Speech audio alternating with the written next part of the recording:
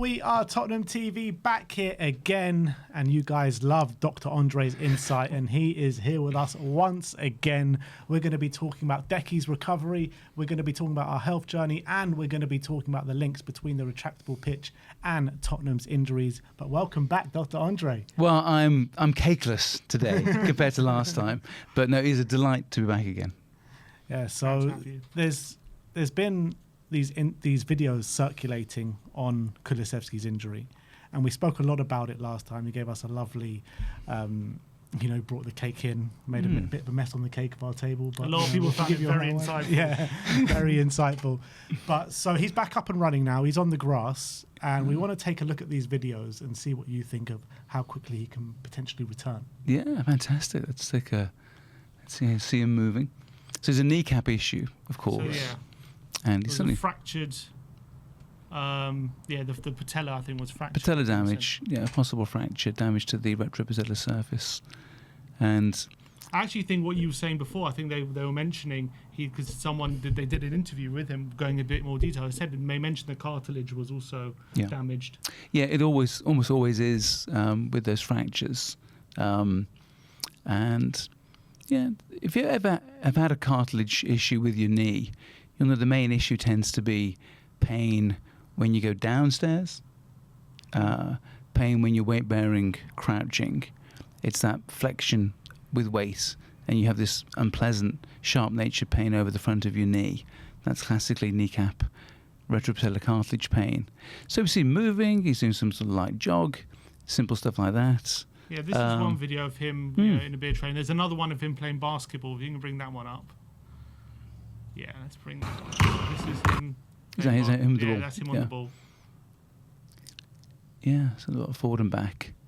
This is really good. Obviously, basketball, very sudden, quick movement, stop-start, a lot of knee flexion, a lot of change in direction, pivot, and fun to play. Nice bit of rehab. You're doing some, which is fun and dynamic that way. And nice to see that they trust the knee to do things in a multi-directional way. It's clearly, when things are in the first stage of recovery, when you're just doing things in one direction, like a cycle and a row. So they're very happy with him to do things, back, forward, side to side, cutting. Yeah, that's impressive. And there's one more video, I think. Oh, is that gone? It must have been deleted. Yeah. It was just him doing a little, I think, jog around the pitch, wasn't it? On the pitch. So what we're missing there, I suppose, is full explosion and contact, which is, the ultimate test, isn't it? If you can sprint to your full max power, stop, get on off the ground, and then get into contact. Obviously, you don't normally just simply train somebody by contacting with a human. You normally do it with a medicine ball or some resistance to see how you respond to that. So those are the nice early stages of recovery. So he's gone beyond the one direction into multi-directional, non-contact, not completely flat out. So that's like a stage 2. So he's regained mobility. He's now getting strength back. And then the last thing is this function. And all injuries go through that phase. You get full movement, then full strength, then full function. So he's into the functional stage now, and probably if that's split into 3, he's probably stage 1 of function, and the next ones are max power and then content. So obviously everyone's different in terms of timescales of getting, but what would you reckon? Do you reckon there is a possibility he could be back for the new season, or is it too early to say? Just from those vids, you wouldn't be specific, but it's if things were to progress well, no issues as he ramps up the intensity, then you're looking about 6-8 weeks for that sort of progress. So yeah, that could be potentially for them. Yeah, because he's now been out for over a year now. It's now been 14 months, I think. And I think they've said he's tried to come back a few times in training, but he's still felt pain in his knee, and he's had to stop that training. And then obviously he's released these videos over the last few weeks, trying to show him trying to come back as quickly as possible. So do you think, the fact that they, as you were talking about playing basketball multi-directional, the fact that they trust the need to do that would show that maybe that he is getting closer, because otherwise, would he still have that pain? Do you think, even if they've trusted him to play a multi-directional sport like basketball? So, I mean, you can still train with some discomfort. It's a question whether the knee reacts the next day. Does it blow up? Does it puff up the following day? Is it responding badly to the new pressures that you put upon it? Always the issue with progress in recovery is that the next 2 weeks are an unknown, aren't they? Because it's a question of how the knee responds. There's the bits we know, which is progress. The overall velocity of his progress now seems to be good. Anything can be scuppered by a bad day, a bad twist, a re-injury, a flaking of the cartilage. Cartilage, by its nature, is quite a gentle structure. When it's repairing, it can flake off. But looking at that, it's just nice to see that he's not doing lesser things. He's doing more vigorous things. What you want to see now is him giving it everything. This will be the next videos to see: is he fully sprinting? Is he doing not just kicking between a few sticks, but crossing the ball, taking a corner, full power. So you want to see those videos probably in the next, say, 3-4 weeks to be more confident. All right. Okay. Well, let's hope it continues on this kind of trajectory and we can see him back early next season, or even for the start of the season, hopefully. But next up, we're going to pivot into our health journey, because we actually have been taking Oxford Natural Supplements Day and Optimum Day and Night for a month now. We're feeling a lot better than we were a month ago, I can tell you that. Lost a bit of weight as well, which is great. We're gonna let's talk about our health journey. Yeah, I think that's the key thing. So what we're talking about here is our supplement range, Optimum Day and Night. And what we really want to get across is this idea of journey. Just the same as Kulu there, he's going through a journey. He's not injured one day, then suddenly healed the next. He has to go through a process. So that's what we're going to do. Next few months, we're going on a process. You made a decision, line in the sand, we'd like to change things. And that's always several levers that have to be adjusted, of which supplementation, I think, is a very, very important one. It helps clarify why you're doing it. It'll give you some help. And really comes down to what you guys want to get from the next few months. If you had, say, 3 things you wanted to achieve in the next 6 months, maybe think what they might be in terms of, I guess you might want to be a bit slimmer. You might want to have a bit more energy and a bit more focus. Those things are really what we're looking for, isn't it? 100%. That's exactly what I'm looking for, because, a lot of the time I felt, halfway through the day I'm crashing, I'm getting tired. I would love a bit more energy. I think as well, the nighttime, Optimum Night I've always had trouble, waking up in the mornings. It's made me wake up, fresh and energetic. So, and the weight loss thing as well, it's like not something in my history I've suffered with, but definitely in the last couple of years, I've put on a bit of weight. So these 3 things are very key for me. Yeah. And yourself, your similar sort of idea that you'd like to do something similar? Yeah, for sure. And I've also had trouble before, like getting to sleep, because when you crash during the day, and then when you lose that energy for some reason in the night, you sometimes all of a sudden you're tired, but you actually can't sleep, and that energy goes somewhere else. I've had trouble with that. And with these, taking the Optimum Night, that has really helped in the evening, and definitely losing a bit of weight for sure and getting more active. Yeah, and this is the key. I think we're going to say sleep is crucial.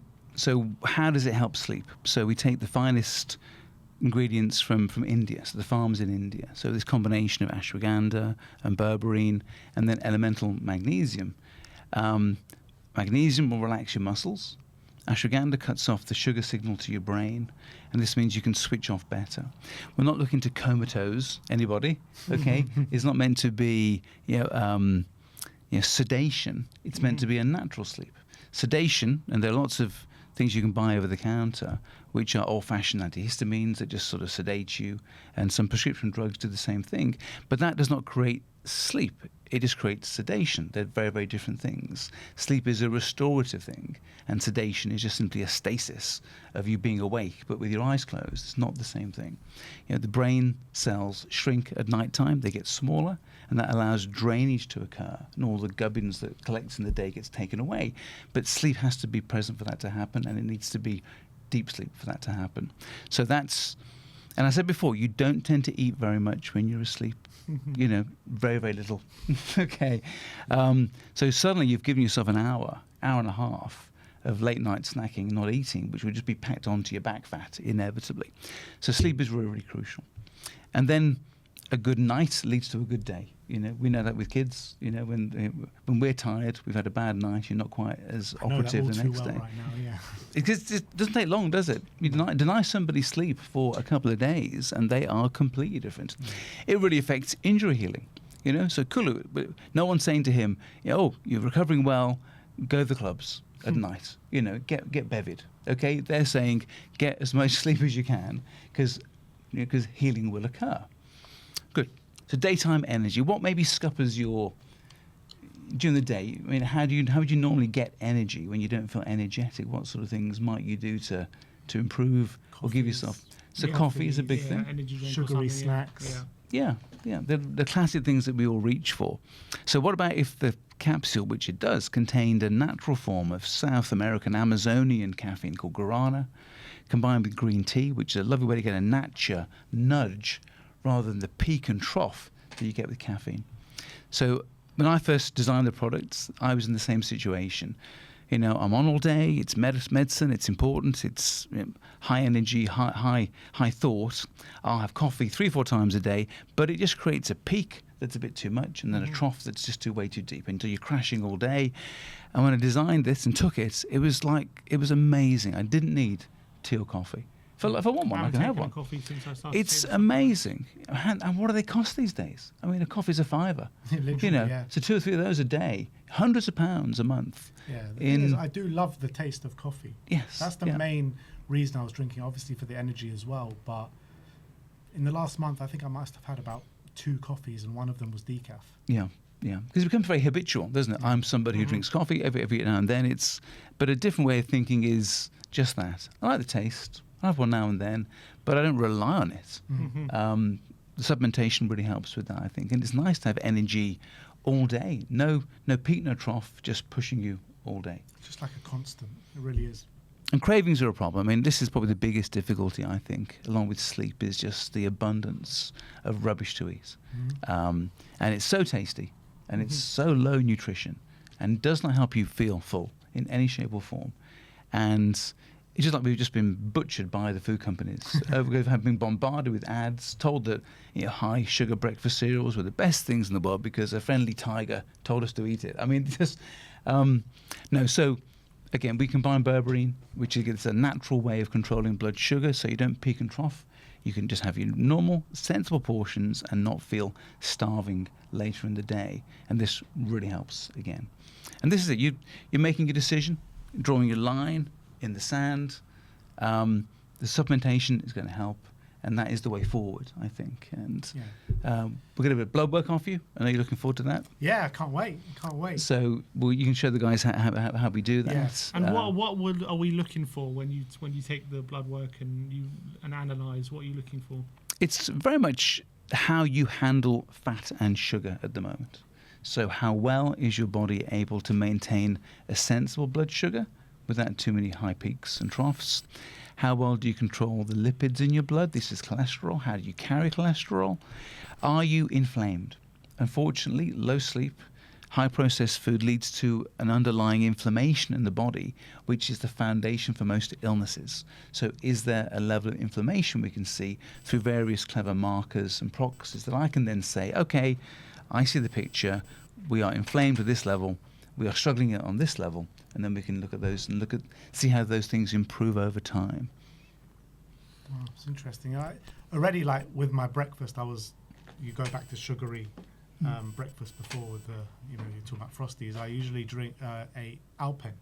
Yes. That has been put forward in, say that's a really healthy breakfast because it's got the seeds in it, it's got raisins and stuff like that, but it's actually packed with sugar. Yeah, but when you said that last time, I was like, I don't know, it's such a great choice to make. You're making that choice. I'm going to switch now to something that was like a child's treat to, something with a picture of a mountain on it. Okay, because that will be good for me. So you think once you have a few bowls, you'll be able to climb that mountain. This is the thing, but the food industry is way ahead of you. It's always way ahead of you. It's just waiting for you to make the next semi-error. So yes, you want to go if you want to have cereal. Ideally needs like a porridge, like an oats, but not an instant one that you have to sort of manufacture that way. Or an overnight oat is excellent, but as close to the original and with no added sugar as you can possibly find. Yeah, now I'm doing 0% Greek yogurt with a few berries inside, if not that. Just some scrambled eggs or something like that. I mean, there's literally nothing on the planet better than that. There is no, a billionaire could not make a better breakfast than that. So you put yourself in the right situation, I think. Yeah, brilliant. Yeah, so I mean, I'm so excited to carry on this journey. Like I said, I'm feeling a lot better. I've already lost a bit of weight, so month 2 to come. That's right, yeah, and the proof will be literally in the evidence, or hopefully it'll be a very small pudding. In the absence of puddings, we will see that. But I'm really looking forward to seeing it. By next time we chat in a month, we'll have the blood work. We can run through that, and then each month we'll just check in. We'll talk about nutrition. Again, we've already mentioned simple little tweaks you can make to breakfast, but nutrition, sleep, weight control going forward, and people have anything they'd like to be dealt with, then put comments in there, and we'll answer those back, of course, because it's always nice to know what the viewers are thinking in terms of what difficulties they face when it comes to making a change. But say change is gradual. It doesn't. I wish I could design a supplement that in a month everything had changed. I wouldn't be here if that was the case. I'd be living in a solid gold house. Okay, it takes a bit of time, and it needs you, the person taking it, to come along the journey with us. Make your decision. I'm changing my identity. This will help. And then we go from there. Yeah, and you can get started on your health journey today. 70% off your first order with Oxford Natural. The link is in the description below with our code WeAreTottenhamTV with Oxford Optimum Day and Night. Let's move on and let's talk about these retractable pitches now, because there's been a suggestion online, social media, through various different journalists saying there's a potential link between Spurs' retractable pitch, even Real Madrid's retractable pitch, and ACL injuries. Real Madrid and Tottenham have both had a massive increase in the last year or two with ACL injuries. I want to pick your brains on it a little bit. Could there be a potential link there? So this is the idea that the pitch is retractable. It has slightly thinner soil to it than the depth of you might find in a regular pitch. And does that impose a greater level of, say, stickiness to the surface? I mean, your foot can dig in, create greater pivot, and therefore more chance of ACL injuries. So I see the hypothesis behind it. I can see the thinking behind this. And so Madrid have one, and Arsenal have, and Tottenham have one. Definitely not. And there's been a sorry. So I would say that there is no link. Okay, I think you could sort of see how maybe there would be a reason for thinking that, but you've had that pitch now since 2019. Yeah. Okay, so realistically, if that was to be the case, then you wouldn't expect a glut of injuries in, say, one season, or you would think it would be a consistent year-on-year similarity to people buzzing around the field and the same injury occurring the same amount. So I would say, and like the pitch, I might take it back. I might retract it at some point. But I would say no. I'm going to go there. Let's be controversial. So I said no. I think it's garbage. Okay.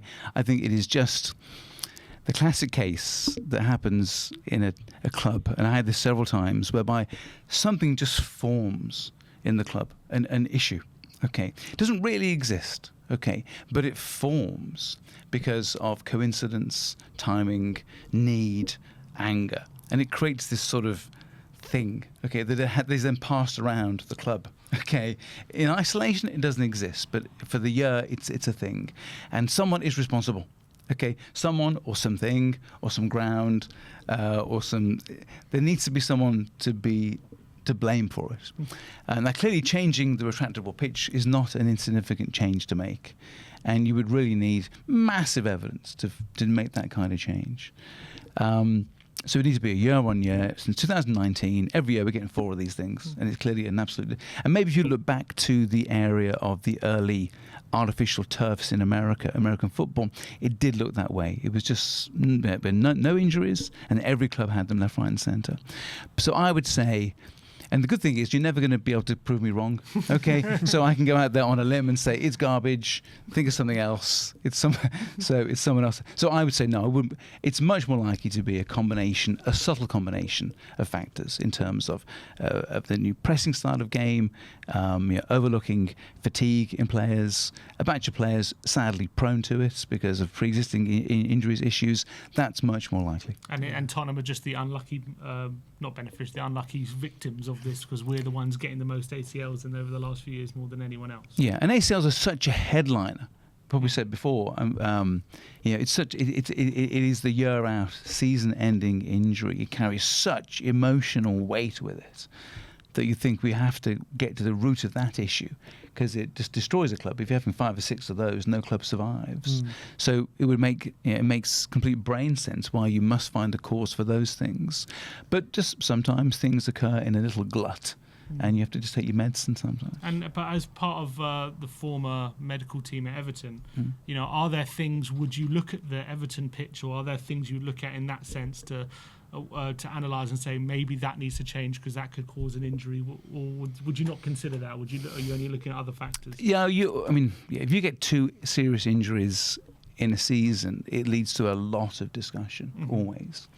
And your question, everybody, have we changed something? Is the style changing? Is the way we train them? Is there a new scientific specialist in the club who's got new ideas to increase the level of weight training, to change the supplementation, to put them on a different medication? There can be so many subtle things that you look for. True answers often, honestly, are rare. They're rare. Normally just sack somebody and just try again next year. That's generally what happens. It's not quite so scientific. And generally, to make decisions on something as big as that, you need several years' worth of data. And of course, football clubs are pretty small. Only talking about it's a handful of men. Yeah. It's not very difficult to make powerful decisions, multi-billion-pound decisions based on just a few guys tumbling over in a sport whereby you do tumble over quite a lot. There's been. In the same report that they were talking about the pitch, they said it might be more plausible that the reasoning for these injuries is because of constant changing of management, changing in training style, changing in medical staff, and players trying to push themselves even further under the new management, and maybe new managers pushing the team even further. Is that more plausible? Yeah, that makes perfect sense, doesn't it? As humans, we know when someone new comes in, new ideas, new techniques, new styles. If that happens several times in succession, you clearly increase the chance of things going wrong, or with the best intentions, putting new stresses through everybody. Because obviously a change in management is a stress. It can be nothing else. And what's bad for injuries? Generally stress, isn't it? That's probably the worst thing. Poor sleep, concerns. I want to be in the team. And you're right, might you push through? Might you not report an injury when the new guy comes along, because you don't necessarily want to be seen as on day one, oh, he's so-and-so, he's currently injured. That's not a thing you want to be seen when the manager first comes in the door. So these are probably the more of the subtle things that have happened. And I think if they just the pitch but that was it, I think we'd see so many players. That would happen to so many players, I think. And I hope it's just a bump in the road for you guys. Let's hope so, because we can't afford another season full of injuries next season. I'll tell you that. Definitely not. But Dr. Andre, thank you so much for coming on today. Such unbelievable insight as always. Like I mentioned before, start your health journey today. 70% off your first order. Optimum day and night. Me and Sim are loving it so far. The first month of getting involved. So you guys get involved as well and start your health journey today. The link is in the description below. QR code is on screen, and on checkout you can type WATTV for 70% off your first order. We'll see you all very soon. We'll catch up with Dr. Andre very, very soon. See you next month. We'll see you next month. Like, subscribe and comment, and we'll see you next time.